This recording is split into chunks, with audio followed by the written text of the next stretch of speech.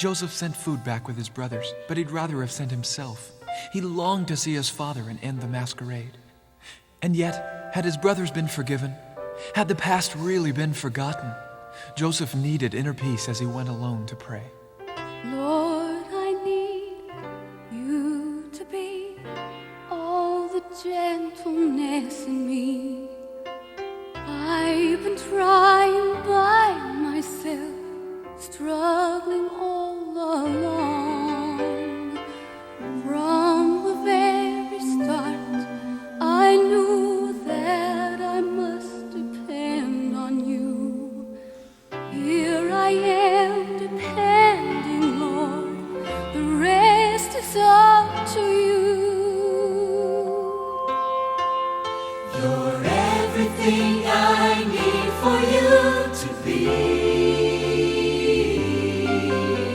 You're everything that shines inside of me.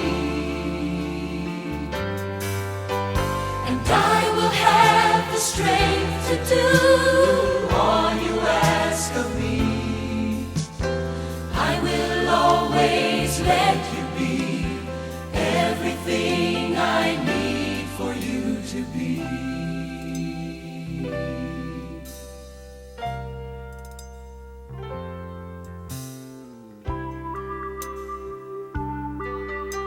I made the long journey with my brothers back to Egypt, but I couldn't understand why the governor had sent for me. We came upon the palace and I was awed by its beauty. I'd never seen such wondrous sights in all my memory. The servants took us to the banquet hall. The governor was to meet us. We were surprised to find that a lavish feast had been prepared. From behind a satin curtain stepped the governor in all his splendor. When he asked us how our father was, I wondered why he cared. He'd arranged to have us seated in the order of our ages. We couldn't understand, and we were all astonished that he would even know.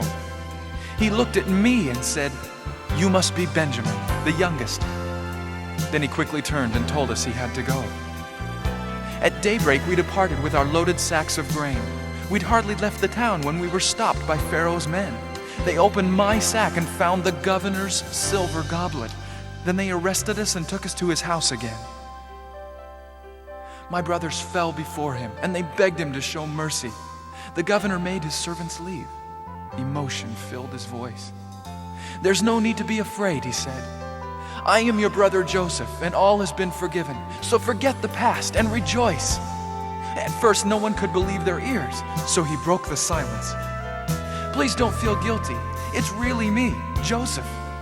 It was God who sent me here alone, to save lives during the famine and preserve our family."